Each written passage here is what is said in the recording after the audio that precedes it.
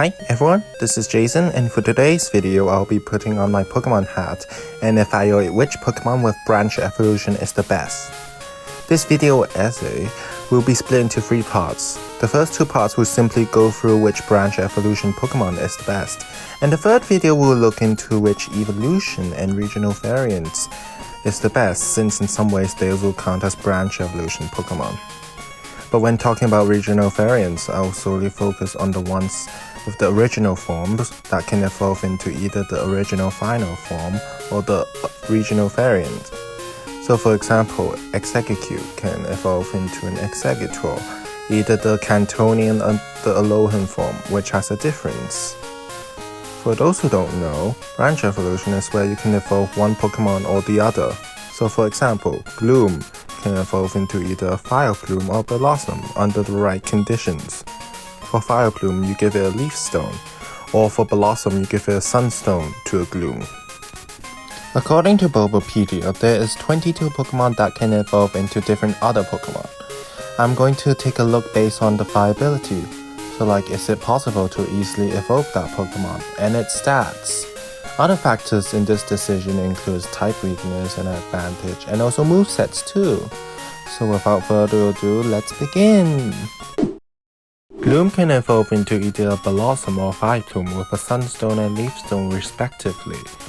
But in some games, you can't evolve Bellossom because Bellossom is considered a 2nd gen Pokemon, whilst Gloom and Vileplume is a Gen 1 Pokemon. Looking at their stats, both Pokemon have very similar base stats, as both of them have the base stat total of 490, with Bellossom having better special defense, whilst Vileplume having better special attacking stats. On the one hand, a Leaf Stone is more viable to get in the main games than the Sunstone. However, Vileplume's moveset is limited to 3 types: Poison, Fairy, and Grass. On the other hand, Bellossom can be quite bulky if you give it Quiver Dance, but then again its moveset is mainly limited like Vileplume. Overall, I think Vileplume is the better option because it is also a poison type. Therefore, it has more moves to give stab effect, and not to mention, Vileplume has 1 less weakness than Bellossom, which is a bug type. Poliwhirl can evolve into a Poliwrath using a Water Stone, whilst to get a Politoed, you need to give it a King's Rock, then trade it over. From Gen 6 over, Poliwrath has a higher base stats than Politoed by 10. And not to mention, it is more viable to get Poliwrath than Politoed since you need to find someone to trade it, and if you can't, it's best to go for Poliwrath. And like the Gloom evolution line, Poliwrath is a Gen 1 Pokemon, whilst Politoed is a Gen 2 Pokemon. Politoed has higher special attack, whilst Poliwrath has higher physical attack. But a lot of water type moves Poliwrath learns are special attacking moves, which isn't very ideal for Poliwrath. The only physical water type moves Poliwrath learns are Liquidation, Waterfall, and Dive. Therefore I would go with Politoed, if possible, because it has the hidden ability Drizzle, which boosts the power of 4 water type moves because Rain is triggered, and I will also give it Weather Ball, which turns into a water type move and doubles its power. Next is Tyrogue. The Pokemon can evolve into a Hitmonlee, Hitmonchan, and Hitmontop. Their evolution conditions can be random, so for Hitmonlee, the attack has to be greater than the defense by level 20. The opposite applies for Hitmonchan. However, for Hitmontop it's slightly different and difficult, where the attack and defense has to be equal by level 20. They all have the base stat total of 455, with Hitmonlee having the highest attacking stats, Hitmontop having the highest defense stats, and Hitmonlee having the highest speed stats, and Hitmonchan being more balanced. Looking at their movesets, it appears Hitmonchan has more movesets since a lot of these moves are punching type moves. Personally, I wouldn't go for Hitmontop since it can be a bit difficult to get the attack and defense stat to balance. Unless it has Technician as an ability, its movesets isn't that great. On the other hand, I would pick Hitmonlee as the best Hitmon of the 3. Unlike Hitmonchan utilizing its Iron Fist ability to its advantage, Hitmonchan can utilize its high attack stats. Using its Reckless ability, it can increase its high jump kick to attack to its advantage. Though maybe in the future there can be ability to boost kicking type moves for Hitmonlee. Wurmple can evolve either to a Silcoon to a Beautifly, or a Cascoon to a Dustox. To evolve one or the other of Wurmple's personality value has to be 10 less than 5 for a Beautifly, and 10 more or equal than 5 for a Dustox. In other words, this is full of binary and it's complicated. Therefore, its evolution method is random. You just have to press your luck when Wurmple reaches level 7. After Gen 6, Beautifly's base stats is slightly higher than Dustox by 10, and Beautifly is dominant in its attacking stats, while Dustox is dominant in its defense stats. But both Pokemon's moveset is a bit outdated since both of them aren't in Sword and Shield.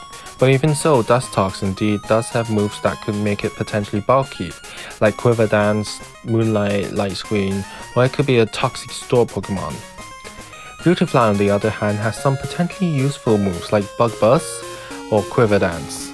But in the end, although I really like Beautifly, my verdict goes to Dustox. Because although Beautifly is also a flying type, it doesn't have any particular strong flying type moves since its flying type moves is a bit limited. Maybe if it was in Gen 8 it could have Air Slash since it's a fairly decent flying type move, or even Hurricane, one of the strongest flying type moves. For Kirlia, it can evolve into a Gardevoir or Gallade. To evolve Gardevoir, you simply need to get Kirlia up to level 30. But for Gallade on the other hand, the Kirlia needs to be a male and exposed to a Dawnstone. Both Pokemon are kinda strong with the ability to Mega Evolve, and have very similar base stats. The only difference between them is that Gardevoir is dominant in its special attack, whilst Gallade is strong in its physical attacking stats. This is honestly a bit of a tough decision to make because both Pokemon are very strong and have very interesting movesets at its disposal. Like with Gallade, I would give it Psycho Cut, Sword Dance, and maybe even Close Combat, though I wouldn't suggest using Close Combat too often because of its side effects. And with Gardevoir, you can give it Psychic or Moonblast. Though these moves are very generic for Psychic and or Fairy type Pokemon, nonetheless they are still very strong moves. My advice is that you gotta look at the Kirlia you have. If it's a male, you have the option to see which stats is the highest, the attack or its special attack stats. Whichever one is higher, go for the Pokemon that's dominant. Like it wouldn't make sense if you have a Gardevoir with a high attacking stats because it has a low attack base stats. But in terms of viability, it's easy to get Gardevoir because for Gallade there are many requirements, like needing the Kirlia to be a male and giving it a Dawnstone. Nincada can in fact evolve into a Ninjask or Shedinja at level 20, making it very viable to get both Pokemon at once. But to get Shedinja you must have space in your party, giving it space for Shedinja to appear. When looking at their base stats is slightly different because Ninja's base stats is 456, while Shedinja's base stats is 236.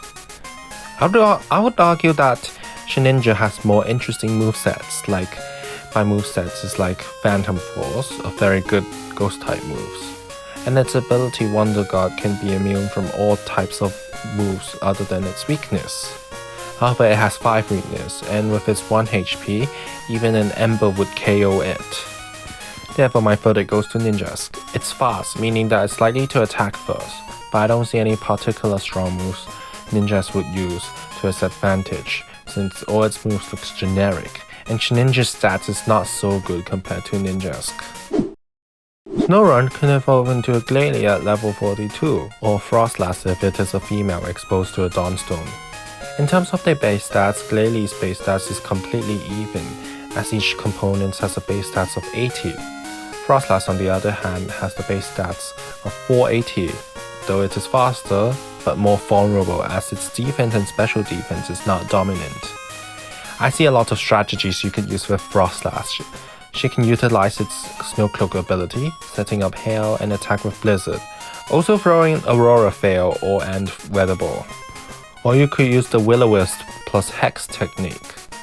Glalie on the other hand has the ability to Mega Evolve, and with it, its base stats increase. You can tailor your Glalie however you like, whichever stats you want dominant for Glalie. And not to mention when and if it Mega Evolves, you can utilize its ability, Refrigerate, where all normal type moves become ice type moves, which means stab. I do love Froslass design, therefore I would pick Froslass as the better Pokemon of the two. Sure, Glalie is more viable to get, but with Froslass, she has a wide range of moves that can cancel out its fighting type weakness. Since Ice is usually weak to fighting type moves, with Froslass becoming a ghost type Pokemon, it cancels out that weakness. Anyways, let's now take a break. So in the next video here, I'll continue to discuss more Pokemon with branch evolution.